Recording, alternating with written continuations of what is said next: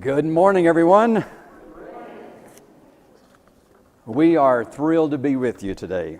Cheryl and me and our family, our daughters, and her family are here, Ken and Sarah and their children. And of course, we came here to help celebrate graduation with Timmy. Whoops. Is this thing all right? Really, I don't need it that much. I just need this right here. But we are glad, and it's always good to come home. And so you really are our family, Harmelios. It's so good to see y'all this morning. And so it's like coming home and just being a part of a family, and there's no better way to be together as family than to worship. So it's been an amazing time this morning as we had a chance to share our love for Jesus. Congratulations to Timmy and to Shannon. And Matt asked me a while back if I would be able to come and to bring the message this morning, and so I've been praying a lot about this and thinking, what can I say? And I wanted to really speak to Timmy and Shannon and to leave a message of encouragement and also of challenge to them. So this is for them, but I hope all of us will gain something from it this morning. Well, here's your pictures, Timmy and Shannon. So I put you up on the screen. Do you recognize you? That doesn't look anything like you? Well, anyway, so that's about the closest I could come. But here they are in their caps and gowns, and it was wonderful to watch their graduation service the other night, just to see that and just to be amazed at what they've accomplished. I wanted to spend a few minutes with you today. Janet, where are you? She asked how long I was, thanks, bro. She asked how long I was going to talk, and I said 20 minutes. Are you timing me? Okay, well, that's what we're shooting for. But my lesson this morning is entitled, You Haven't Passed This Way Before. You haven't passed this way before. You are at a unique place in your life, Timmy and Shannon, and you have never been here before. And I've taken this from a text in the book of Joshua, and I want to read the text for us this morning. Early in the morning, Joshua and all the Israelites set out from Shittim and went to the Jordan. This is the Jordan River, where they camped before crossing over. After 3 days, the officers went throughout the camp, giving orders to the people. When you see the ark of the covenant of the Lord your God and the Levitical priest carrying it, you are to move out from your positions and follow it. Then you will know which way to go, since you have not passed this way before. Now let me give you a little bit of historical background to this text. The Hebrews have come out of Egypt, slavery, led through Moses, went to the Red Sea. For the first time in generations, they experienced freedom. God led them to a mountain of God, and there God gave His law. He called them His people. He said, you are to be a priest. You are to show me to the world. That's what priests do. And yet the relationship that God called them into, a covenant relationship, we might even describe it as a marital relationship. They were to be His God, and they were to be the people of God. And so they entered into this very special relationship. But as you recall the stories, it was rough. There was a sense of complaining and rebelling and a lack of trusting God to be the provider and the protector. And so through their complaints, God would test them, and He would send things like manna, bread from heaven to feed them daily, water from a rock. And yet when they were sent into the land to look at what God was going to give them, they came back with a sense of doubt, really saying, God, I don't think you can do this for us.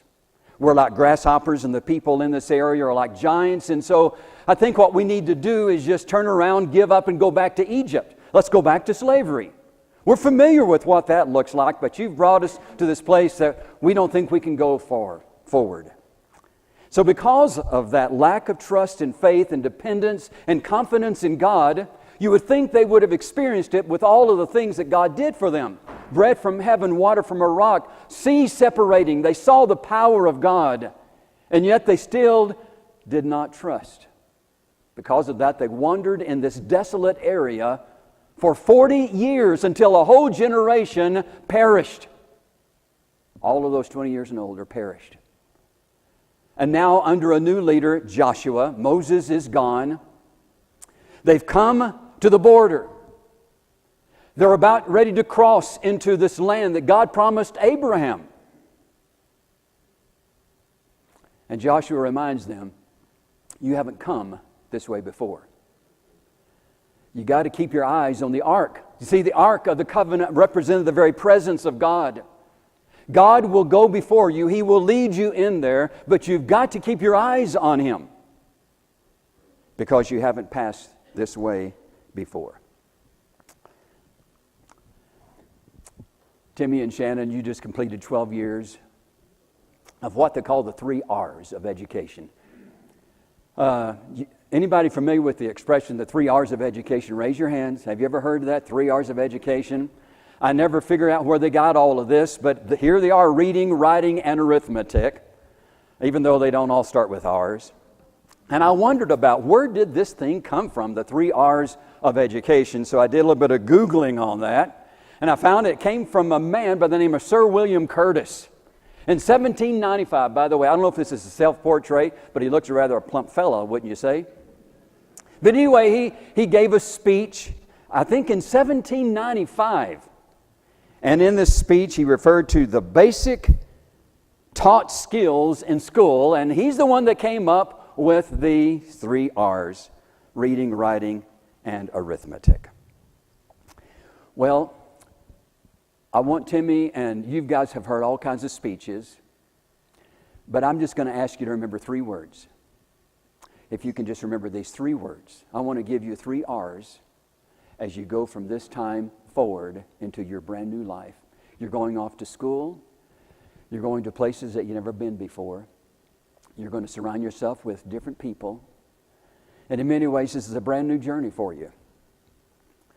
I was thinking about how you guys began this past year, your senior year, and as you went back to school, I don't suppose you went back with a sense of uncertainty. You kind of knew what school would look like. Maybe you knew the classes you would take, and you knew your friends, you were surrounded with them. And you knew your teachers.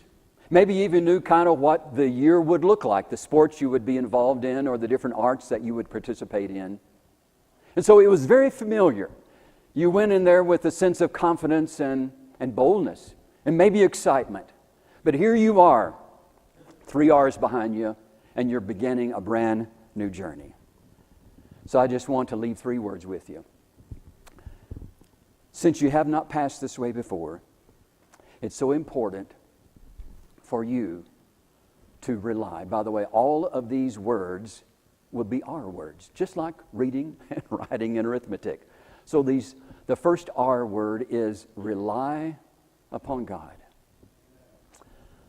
Proverbs 3, verses 5 and 6. Trust in the Lord with all your heart, and do not rely upon your own understanding. You see the contrast? Rely on God, not upon yourself. In all your ways acknowledge Him, and He will direct your paths. Remember that as that ark goes forward, you keep your eyes on Him, and He will direct your paths. I like the way the Message puts Proverbs 3, verse 5 and 6. It says, trust God from the bottom of your heart, and don't try to figure out everything on your own. Listen to God's voice in everything you do, everywhere you go. He's the one that will keep you on track. Okay? So the first word is rely. Second, remember. Remember God. Ecclesiastes, at the very end of this book, this is a part of wisdom literature in our Old Testament, we have this verse. By the way, Ecclesiastes, I look at it as kind of a personal journal of the king, Solomon. And he is exploring life to its fullest. He's trying to figure out about life like we do. What is it that makes us happy? What fills our life with joy? Where is the sense of purpose? All of those things are explored and pursued in the book of Ecclesiastes. And he pursues it to the fullest. He looks at it wealth, and he has all of that. He looks in women. He looks in all of these things. But life under the sun, which is an expression, life on this earth without God, life lived in this world without God, under the sun, is, in his words, vanity of all vanities. It's a word that means emptiness. Life without God is empty. Even though you have all of the money in the world and everything that your heart could possibly desire, life without God is empty. And so as he begins to finish his journal, and I think he's going to pass this on to his son, the next generation. Here's what he says. Remember your Creator. In the days of your youth, before the days of trouble come, and they will come, and the years will approach when you will say, I find no pleasure in them. I like the way the New Living Translation puts this. Don't let the excitement of youth cause you to forget your Creator. Honor Him in your youth before you grow old and say, life is not pleasant anymore. Remember God. Now, I want to just take a moment to reflect on this word remember, because I don't know what you're thinking when I use this word remember. But the Hebrew word is very specific. It's not about just recalling facts. Its meaning it's the word zakar, and it means to employ your hands. It's a word of action. To employ your hands and your feet and lips to engage in whatever action that requires. Remembering always calls you to do something, not just to think about something. And maybe the best way to illustrate what the word remember means is this little story I came across with two guys. They were both sharing an anniversary, and they were remembering their wedding anniversary. But I want you to hear the contrast. So we'll call one of the guys Tom. Tom remembered his anniversary by sending his wife a dozen roses at work, taking her out to her favorite restaurant for dinner, buying her a little gift that said, I love you, and I'm so happy that you are my wife. He remembered. On the other hand, Charlie also remembered his anniversary, but in a much, we would say, dangerous way. He remembered it the same way. He remembered that 2 + 2 = 4. He remembered it in the same way that he remembered he was supposed to be going golfing with his buddies Marty and Jeff next Saturday. That's how he remembered it. So at bedtime that night, Charlie asked his wife why she seemed so upset and why she was crying. You know what she said? You forgot our anniversary. To which Charlie, thoroughly surprised, said, no, dear, I didn't forget it. I remembered it when I got up this morning and looked at the calendar. And I've been remembering our anniversary all day long. Remembering God is not just about recalling a story or recalling a fact. It calls you into a relationship. When you remember God, you remember how you walked with Him and your love for Him and how that love is displayed in your life. So our second word, remember God right now. And then number 3, our word is return to God. I want to use this text here from Isaiah chapter 55. One of my favorite ones. Seek the Lord while He may be found. Call on Him while He is near. Let the wicked forsake their ways and the unrighteous their thoughts, and let them return to the Lord, and He will have mercy on them, and to our God, for He will freely pardon. One of the most common themes in our Bibles is this theme of return to God. And really it starts with the story of Adam and Eve. Remember, because of their sin, they were driven from the garden, prohibited from entering in. And then from that time on, you have these stories over and over again about God calling His people, calling people back to Him, to return to Him. The stories of Abraham, how he'll be a father of many nations, and how that through that nation God would be displayed to the world for the purpose of calling the world back to Him. And then you have these amazing stories of prophets, and you go back and you look at their messages like Isaiah, and they're all the same. People have wandered from God. They've left God. And now God loves them so much, He says, come back to me. Come home to me. Return to me.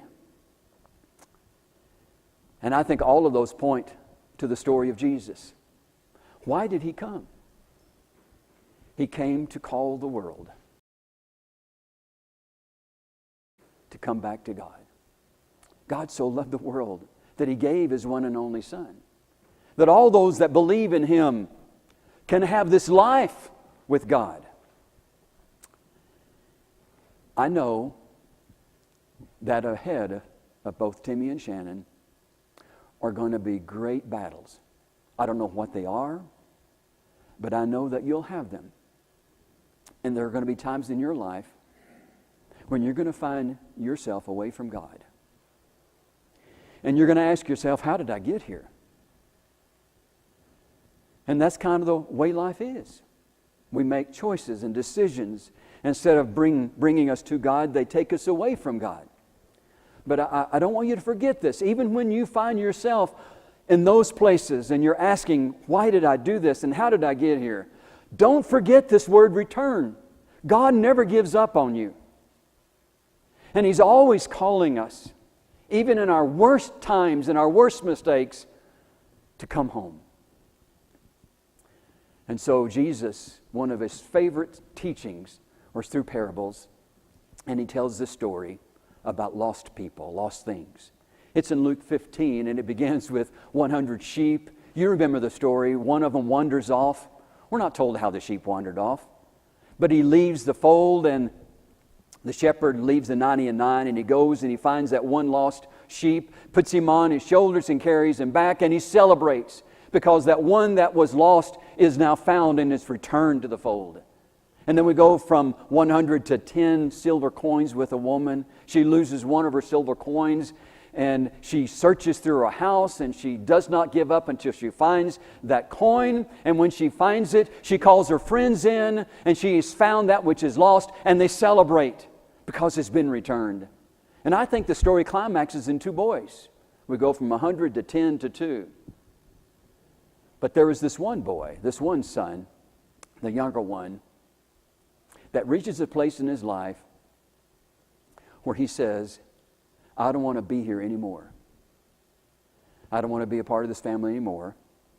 I'm not sure I want to be a part of this faith anymore. And so he demands his inheritance, and his father gives it to him, and he leaves. And he goes off, and he wastes it all in wicked living. And when it's all gone, no one reaches out to him. He finds himself in a pig pen, and the text says he would have eaten what the pigs ate. The food the pigs ate, and no one, not a single person, helped him. That's a desperate, desperate situation. And it's in that moment, somewhere, something in his mind, he remembered. Now, he didn't just remember about his father. He remembered about his home. He remembered about his faith. He remembered all of those things that have been a part of his life. And he says, I'm going home. Remember, that's what remembering does. Remembering is not just remembering a fact. It's calling you into an action. And so he acts. And he gets up. And he leaves. And he makes that long journey back to his home. And his father sees him at a distance. You get a sense that the dad is looking for this boy. Maybe every day He's looking, waiting. And so when He sees him, He runs to him, hugs him, kisses him, and He says, put a robe on him, put his sandals on him, put my ring on him. This boy of mine was lost and is found. And now we're going to celebrate because this is the greatest day of my life. Let's kill that fatted calf. You remember the one we set aside from the rest that we were going to say this is going to be the happiest, the best day of our lives. We're going to celebrate. We're going to kill this calf and we're going to have a feast. He says this is the day. The day is when you return to the Father. It's the best day of your life. So He comes home. Let them return to the Lord. Don't ever forget this. God will always have mercy on you. Never get to the point where you say, God can never forgive me of this. I've just done too many bad things. I've just gone too far. We don't understand the mercy of God. You can't go that too far. God always will give you mercy and He will freely pardon. So, Shannon and Timmy, we love you with all of our hearts. And so, rely upon God with all your heart. Remember God. Remembering is always an action.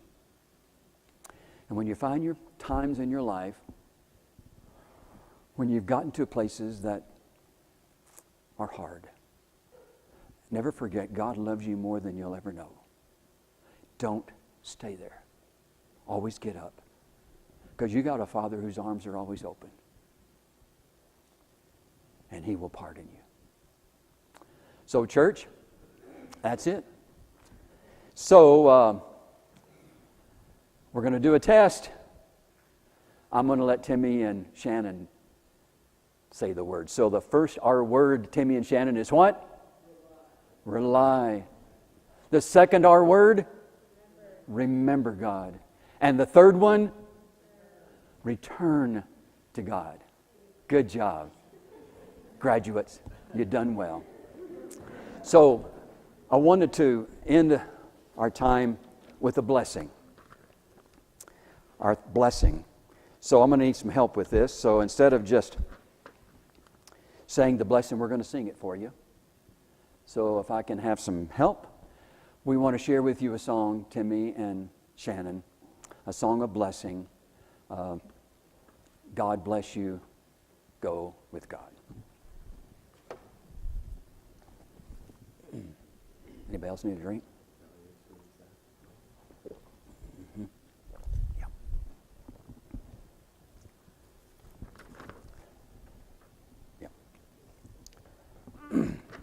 You guys ready?